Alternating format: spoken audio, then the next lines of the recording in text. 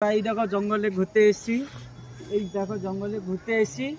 আর জঙ্গলে সব থেকে সুবিধা কি জানো বন্ধুরা, জঙ্গলে যখন একটু হয়ে যায় পেট পেট ফেট আমার হয়েছে, একটু হাগা হাগা পাচ্ছে, হাগার জন্য জঙ্গলে সত্যি কথা বলতে বন্ধুরা একদম একটা ভালো জিনিস, একদম হাগার জন্য একটা ট্যাবলেট লাগে। সেই ট্যাবলেট নেই আমার কাছে বন্ধুরা।